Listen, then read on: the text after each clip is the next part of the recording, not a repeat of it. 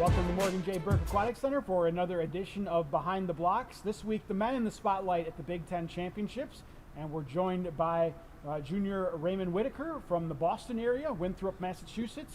He swims breaststroke and IM, and he's an electrical engineering major here at Purdue. And Alexander Cole swims mid-distance freestyle, 100, 200, 500, business management major here at Purdue, a sophomore from El Segundo, California. So we have coast-to-coast Boilermakers on this week's episode. That's always fun to talk about, I suppose, and we'll get more to that. But first, again, Big Ten Championships are up for the men. They're headed to the Twin Cities. They were just there a few weeks ago. Guys, I think that was their first look at the pool, the Freeman Aquatic Center up there in the Twin Cities. Is it help when you've been there before, when you go into a big meet like the Big Ten Championships? We'll start with you, Ray. Yeah, I think it helps a lot. You know, getting used to where we're staying, sort of the pool and where you're going to warm up, where you're going to change, like all this stuff. I feel like it's pretty important, but you know, if it's your first time at a pool, still, it's not like a huge problem, I guess. What were your impressions of? I've been there myself. That pool. There's a hotel right next door where you can walk. If you guys, hopefully, you're staying there as well. We'll see this week. But what did you think of it? Yeah, I thought it was a really nice pool. It is always really nice to get to a pool beforehand or be at a pool that you know before, especially when it comes to like getting food and stuff like that. You know exactly where to go. You don't have to take any extra time to think about what to get. You know exactly where to go, and it just eliminates a lot of wasted time. I assume some of our viewers probably already know, but Alexander goes by Tuna as his fun nickname. And before I call him that straight up on the video, I was like, I wanted to give you a chance to give us a little backstory there. Obviously, it has a fish reference, and you've proven to be a very fast swimmer, so maybe that's the tie-in there. But how did that come to be? It's really uneventful. It really didn't have much to go with swimming at the beginning, but basically back when I was on the back when I was swimming club, I was laying down on a table one day, and one of my old friends just basically did a back massage. It was really early in the morning. He basically said he was cutting me up like tuna sashimi, and that is how the name was created, and it has stuck for almost 9 years. Okay, is that something that you enjoy food-wise? I mean, that sounds like a type of sushi, I suppose? Oh yeah, definitely a good food. And then Southern California, a lot of good options on that front there. All right, so what's your guys' lineup this week? I suppose I can maybe guess, but let's hear it straight from you. Breaststroke, obviously, for Ray, and then IM to start off the week? Yep, 2 IM on Thursday, 100 breast on Friday, and 200 breast on Saturday, and I should be on the medley relay on Wednesday night. Good to hear. And, so one of the first Boilermakers in the water, as that would be the case for the relay. What are you feeling strongest about going into the Big Ten? Everything feels really good right now. You know, we've had a very good season of work. We've all been working very hard, and so now it's just time to cash in on that and have fun. So, Tuna, the 3 freestyles for you? Yeah, 200, 500, 100. Not necessarily in that order, but I'll also be hopefully on that 800 free relay on the first night. So, so both in the water on that first night. Last week we had Catherine Ackerman tell us that a friend had told her that was the cocktail party, the first night of Big Tens. Do you guys have a favorite session? Is the first night as cool for the men as it is for the women? I know that the energy is great on that first night and the pressure is somewhat low. I mean, is that one you guys look forward to at a championship meet? I suppose at Big Tens it's a little different. Not every championship or invitational meet has that opening night session. What's another one besides that opening night you guys would look forward to? I mean, the last night's always great. You know, you ended up with a 4x1 freestyle relay. You know, it's that end-all be-all to basically every championship meet, and just being a part of that energy, knowing that afterwards it's just kind of the end, is always a really fun thing to be a part of. Ray, any day in particular you look forward to when you're talking about meet like this? I'd say probably Friday with the 100 breast is always the most fun for me, but my best event's definitely on Saturday, so I always like to, even if I haven't had a great meet or I've had some swims I'd like to maybe take back, I can always finish strong on my last event on Saturday night with the 2 breast. As I mentioned, they came to Purdue from the opposite coasts, the Northeast and Southern California. I guess I was curious, what were some of the things that attracted you to Purdue, besides maybe your majors and swimming, of course? And do you guys look at it as one of the great things about the collegiate experience, being a student athlete, especially at a Big Ten university like Purdue, is meeting people from all over? You know, just from a quick list of countries right now, and we have swimmers from Jamaica, Italy, Paraguay, Switzerland, Denmark, and I'm sure I left a couple out. You know, that melting pot at the pool is pretty neat. What were some of the main things that brought you to Purdue, Tuna? Well, I have a senior on the team who's been my best friend for almost same amount of time I've had my nickname.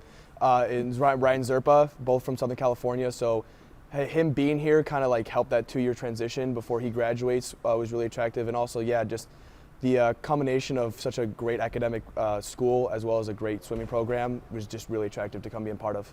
Ray, I don't remember a lot of guys from Boston that have joined us here at the pool over the years, but it seems like it's worked out well for you. Yeah, I was sort of attracted to Purdue based on mostly the academics and the swimming, but once I finally got a chance to come here and meet the guys on the team and see what the culture was about here, I really didn't want to go anywhere else, and I would never change that decision now. Love to hear that. You went to the U.S. Open in December, had some lifetime bests there. Obviously, a lot of other Boilermakers had great meets in North Carolina as well. The training was geared a little differently because that meet was a couple weeks later after the Purdue Invitational. How did you feel like that impacted your fall?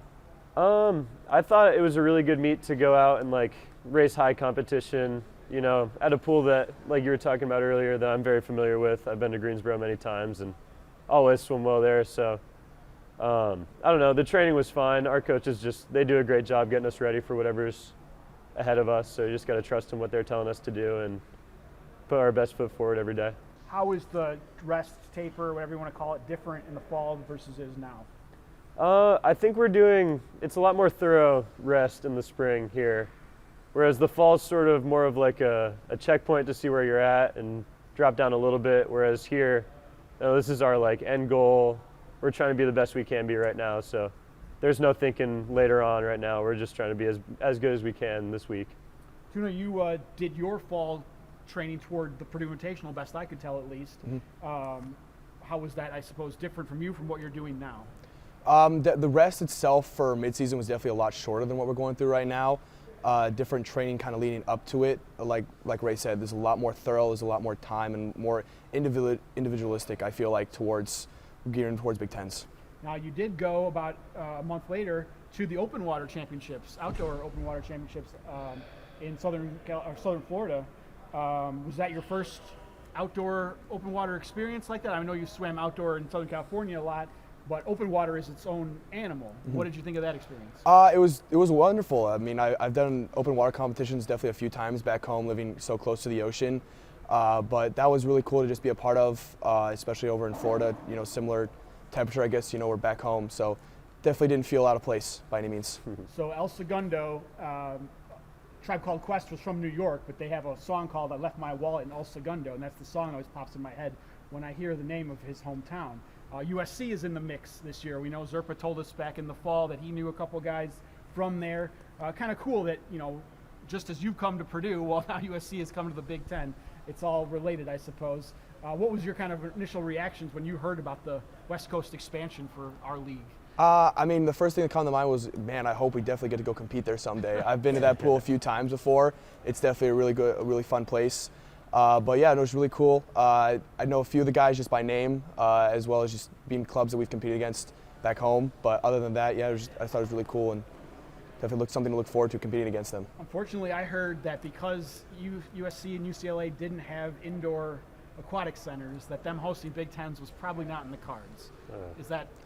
It's unfortunate. I love swimming outdoors. I feel like I can breathe just a little bit better, but if those are the rules, those are the rules. Fair enough. Both of you guys have been to the CSCAA meet, the National Invitational Championships. Those are in March. The year Ray went, they were here in the state of Indiana, up in Elkhart. Last year, Tuna went, and they were down in Florida. That's on the horizon as well. Maybe you guys will go back again. Is that a meet you would like to go to again, Tuna? Yeah, definitely if it was in Florida. What about you, Ray? Yeah, I had a lot of fun there my freshman year. It's a really fast meet. I feel like the stakes are a little bit lower too. It's not like a conference meet, so it's really just you get to go out there and have fun and meet a lot of people that you don't usually get to race against from a lot of different schools. So I had a great time and would love to go back. Good to hear. All right, I'd love you guys a chance to shout out some teammates here on Behind the Blocks, whether it's somebody from your stroke group, somebody from your class, somebody who's been flying below the radar a little bit, maybe somebody who's have a breakout week in Minneapolis. Tuna, if we start with you, who deserves some love on Behind the Blocks? Definitely freshman Evan Mackesy. Dude's been killing it all year, especially in the distance group. I get to practice with him a few times, especially when we do 500 work days. Dude's been flying. I know he wants that freshman record in that 1,000 bad, and I know he's going to get it this week. Good to hear. Ray, who would you shout out? I'm going to shout out my roommate, Nathaniel. He's been putting a lot of good work in, and just excited to see what he does. Going to be excited to be on a relay with him as well on Wednesday night. So. Love to hear it. All right, we close out the show with what we call personal preferences.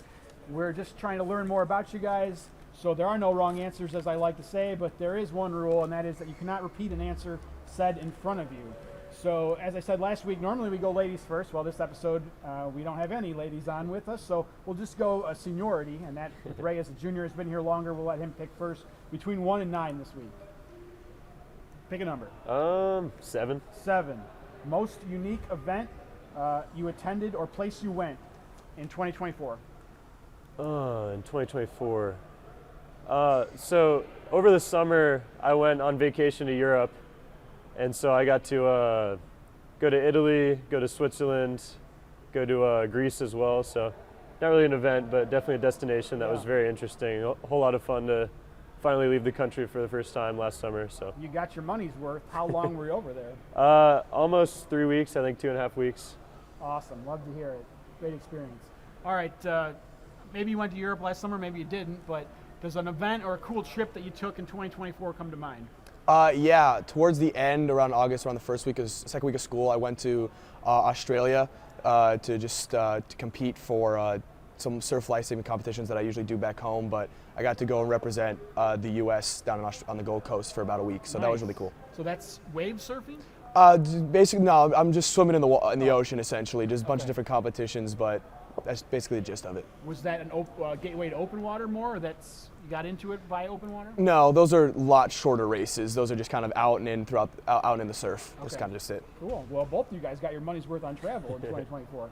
All right, Tuna, you can pick the next one. Between 1 and 9, don't pick 7. 4. 4. Sport other than swimming you most enjoy? Volleyball, specifically beach volleyball. Definitely something I play a lot of back home when I get the chance. I think that's the second shutout we've gotten for beach volleyball this season on the show, and yeah, I would second that one. All right, so a good one's taken there, but maybe you got another sport in mind. My favorite to probably watch would definitely be football. I grew up a big Patriots fan, which has been a little rough for me the past couple of years, but definitely my favorite pastime to watch. And I played a little bit when I was younger, but the water speed didn't really cross over to land speed, so. And as a Patriots fan, yes, it's been maybe a little rough as of late, but you were spoiled, I suppose, for the first 15 years of your life, and they were always winning championships. So it is a little bit secular. Here we go, last one. Between 1 and 9, don't pick 4, don't pick 7. Ray, you get the last call here. I'll go 2. Most exciting event to watch at a college meet? I would say probably the 4 free relay. I really always love watching our team swim that. It's one of our strongest events, so love to watch the Boilers do well, and it's the fastest guys on each team going at it and the fastest strokes, so what's not to love there? And probably the most energy of any event throughout the pool is during that event to close out most meets. So I can't see the 4 and free relay, but you got another one in mind? Yeah, I mean, I might be biased just because I swim it, but I definitely like watching the 2 free. I feel like it's the ultimate test of just straight speed endurance, all 8 laps, so that's really just fun to watch. Perhaps the most underappreciated event at any meet, especially a championship meet, 200 freestyle.